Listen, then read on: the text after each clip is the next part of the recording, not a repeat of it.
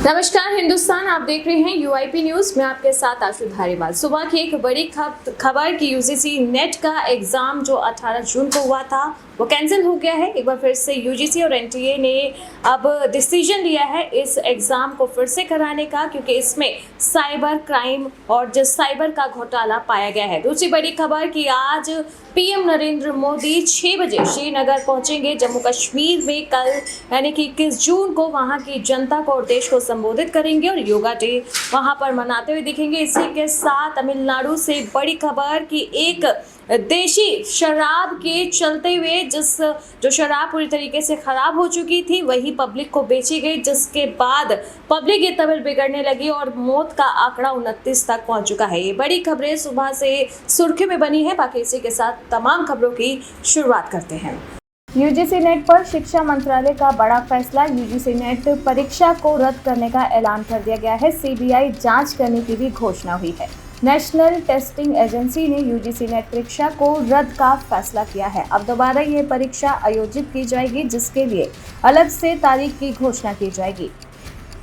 गड़बड़ी के बड़े संकेत मिलने के बाद परीक्षा को रद्द करने का फैसला लिया गया है। शिक्षा मंत्रालय के उच्च शिक्षा विभाग के तहत काम करने वाली स्वायत्त एजेंसी एनटीए ने मंगलवार को हुई यूजीसी नेट परीक्षा को रद्द कराने का फैसला लिया है। गृह मंत्रालय की राष्ट्रीय साइबर अपराध खतरा विश्लेषण इकाई से गड़बड़ी के संकेत मिलने के बाद परीक्षा को रद्द कर दिया गया है। पहाड़ से लेकर मैदान तक बदला मौसम का मिजाज। दिल्ली एनसीआर को मिली जानलेवा गर्मी से राहत। बीती रात करीब 10 बजे से मौसम अचानक बदल गया और धूल भरी आंधी के साथ कहीं हल्की बारिश भी हुई। मौसम विभाग से मिली सूचना के अनुसार इस दौरान 40 से 60 किलोमीटर प्रति घंटे की रफ्तार से हवा चली, जिससे तापमान में कुछ कमी आई। पहाड़ से लेकर मैदान तक मौसम का मिजाज बदला दिखा। पश्चिम उत्तर प्रदेश के हापुड़, मेरठ, बागपत समेत हरियाणा के कई इलाकों में मौसम के इस बदलाव का असर देखा गया। मौसम विभाग ने बृहस्पतिवार को भी दिल्ली एनसीआर में हालत के हल्के सुधार की बात कही थी। विभाग ने बताया कि उत्तर पश्चिम भारत में पश्चिम विक्षोभ की स्थिति बन रही है, जिससे 2 दिन तक राहत मिल सकती है। हालांकि इससे पहले पूरे उत्तर भारत में बारिश न होने से गर्मी की स्थिति जानलेवा बनी रही। यूपी के विभिन्न जिलों में बुधवार को भीषण गर्मी से 91 मौत की खबर सामने आई है। तमिलनाडु में अवैध देशी शराब में मिला घातक मेथनॉल, जिसने ली 29 जानें। तमिलनाडु के राज्यपाल RN रवि ने जनहानि पर दुख व्यक्त किया और चिंता व्यक्त की। राज्यपाल रवि ने राजभवन के आधिकारिक सोशल मीडिया मंच एक्स पर कहा कि कलाकुरिची में अवैध शराब पीने से लोगों की मौत की खबर से गहरा दुख हुआ है। कई और पीड़ित गंभीर हालत में हैं और जिंदगी और मौत के बीच संघर्ष कर रहे हैं। तमिलनाडु के कलाकुरिची जिले में कथित तौर पर अवैध देशी शराब पीने से करीब 100 लोग बीमार पड़ गए। देखते ही देखते लोगों की मौत का सिलसिला भी शुरू हो गया। पहले 5 फिर 10 मौतों की खबर सामने आई। गुरुवार सुबह तक 29 लोग जहरीली शराब की भेंट चढ़ गए थे। अभी 60 से ज्यादा लोग अस्पताल में भर्ती हैं और जिंदगी और मौत से जूझ रहे हैं। यूपी में आंधी और बारिश का कहर लगातार जारी है। लखीमपुर में कई जगह दीवारें गिरी, जिसमें बच्चे समेत 3 की मौत की खबर सामने आ रही है। लखीमपुर खीरी में आंधी और बारिश ने कहर बरपाया है। बुधवार रात आई आंधी और बारिश में ईसानगर और नीमगांव थाना इलाका में दीवार ढहने से 3 लोगों की मौत हो गई। मृतकों में महिला और किशोर शामिल हैं। कुछ लोग गंभीर रूप से घायल हुए हैं। थाना ईसानगर इलाके में बीती रात आई तेज आंधी के चलते गांव गोड़ा मजरा गणेशपुर में एक सरकारी नलकूप की पक्की दीवार गिर गई, जिससे तालाब में मछलियों की रखवाली कर रहे प्रसादी घायल हो गए, जबकि उनके साथ झोपड़ी में सो रहे एक व्यक्ति की भी मौत की खबर सामने आई है। आज कश्मीर आएंगे प्रधानमंत्री नरेंद्र मोदी। योग दिवस पर श्रीनगर से देश दुनिया को देंगे संदेश। अंतर्राष्ट्रीय योग दिवस पर 21 जून को पीएम मोदी श्रीनगर से देश को संबोधित करेंगे। प्रधानमंत्री नरेंद्र मोदी आज शाम कश्मीर पहुंच रहे हैं। शुक्रवार यानी कि आज 21 जून को अंतर्राष्ट्रीय योग दिवस पर प्रधानमंत्री श्रीनगर के शेरे कश्मीर इंटरनेशनल कन्वेंशन सेंटर में आयोजित कार्यक्रम में शामिल होंगे। यहां से योग दिवस पर पीएम देश और दुनिया को अपना संदेश देंगे। जम्मू कश्मीर प्रशासन की तरफ से उनके स्वागत के लिए सभी तैयारियां पूरी कर ली गई हैं। प्रधानमंत्री नरेंद्र मोदी के श्रीनगर दौरे के मद्देनजर जम्मू कश्मीर में सुरक्षा व्यवस्था चाक चौबंद कर दी गई है।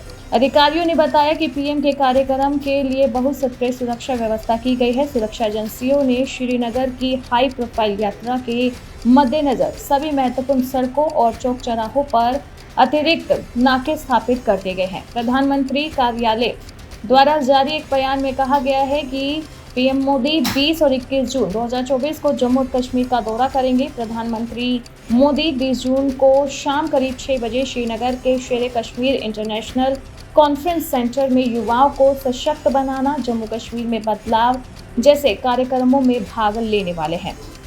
वर्ल्ड कप से बड़ी खबर, बारिश में धुस जाएगा भारत अफगानिस्तान का मैच। दोनों टीम के बीच अब तक की T20 में कुल 8 मुकाबले खेले गए हैं। इनमें से टीम इंडिया ने 7 मैच जीते हैं, वहीं एक का कोई नतीजा नहीं निकला। T20 विश्व कप में दोनों टीमें 3 बार आमने सामने आ चुकी है। भारतीय टीम ने तीनों ही मैच जीते हैं। भारत और अफगानिस्तान के बीच आज T20 विश्व कप 2024 में कड़ी टक्कर देखने को मिलेगी। दोनों टीमें सुपर 8 में आमने सामने होंगी। 12 बोर्डर्स में खेले जाने वाले इस मैच में भारत जीत के साथ सेमीफाइनल के लिए अपना दावा मजबूत करना चाहेगा। रोहित शर्मा की सेना ग्रुप स्टेज पर 3 मैच जीतकर यहां आई है, जबकि एक मुकाबला बारिश की वजह से रद्द हो गया था। वहीं अफगानिस्तान को उनके आखिरी मुकाबले में वेस्टइंडीज के हाथों करारी शिकस्त का सामना करना पड़ा था। कुछ होता है को लेकर फराह ने किया एक खुलासा, कहा शाहरुख कॉलेज स्टूडेंट बनने को तैयार नहीं थे। फराह खान ने एक इंटरव्यू में बताया कि वो एक कॉलेज को लेकर अपनी जो फिल्म बनाना चाहती थी, जिसे लेकर उन्होंने बताया कि इस फिल्म के चलते उन्हें शाहरुख के बहुत सारे नखरे झेलने पड़े थे। कुछ होता है फिल्म काफ़ी पॉपुलर रही, लेकिन बताया फराह खान ने कि कितना डिफ़िकल्ट रहा था इस वक्त शाहरुख खान के साथ काम करना, क्योंकि वो एक कॉलेज स्टूडेंट की बतौर काम नहीं करना चाह रहे थे और उन्हें मनाने के लिए भी फराह को काफ़ी पापड़ बेलने पड़े थे। बॉलीवुड से बड़ी खबर, कल की 2898 AD प्री बुकिंग हो चुकी है शुरू, जिसकी काफ़ी ज़्यादा अब मार्केट में मांग भी हो रही है। उत्तरी अमेरिका में कल की 2898 AD के टिकट की प्री बुकिंग चालू है।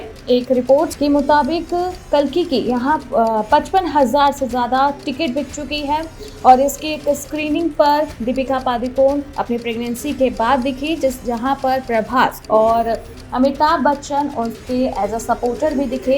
ये वीडियो भी काफ़ी वायरल हो रही है और इससे बीच जिस तरीके से दर्शक इस मूवी का वेट कर रहे थे कि इसकी प्री बुकिंग में 55,000 टिकट अभी तक बिक चुकी है।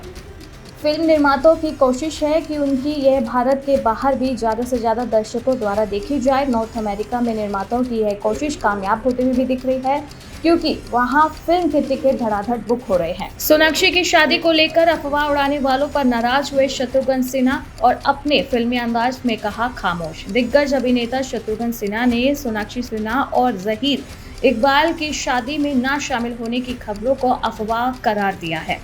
एक इंटरव्यू में उन्होंने कहा कि इस तरीके की फर्जी खबरें फैलाने वालों को मैं कहना चाहूँगा खामोश, और कहकर मैं उन्हें चुप रहने की हिदायत देना चाहूँगा। सोनाक्षी सिन्हा और जहीर इकबाल इन दिनों अपनी शादी की खबरों को लेकर सुर्खियों में बने हुए हैं।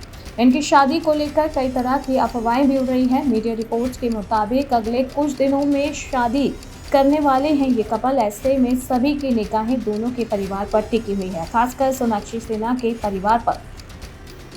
हाल ही में एक इंटरव्यू में सोनाक्षी सिन्हा के पिता और दिग्गज अभिनेता शत्रुघ्न सिन्हा ने बताया कि वे अपनी बेटी की शादी में शामिल होंगे और उन्हें प्यार और आशीर्वाद भी देंगी। वैसे रिश्ते को एक्सेप्ट कर चुकी है और ऐसे में जो लोग अफवाहें फैला रहे हैं कि शत्रुघ्न सिन्हा सोनाक्षी सिन्हा की शादी में शामिल नहीं होंगे, तो उनके लिए मैं अपना डायलॉग खामोश कहना चाहता हूं और उन्हें चुप रहने की हिदायत देता हूं। तो ये थी सुबह की बड़ी और प्रमुख खबरें। बाकी ऐसी ही देश और दुनिया की तमाम बड़ी खबरों के लिए आप देखते रहें UIP न्यूज़।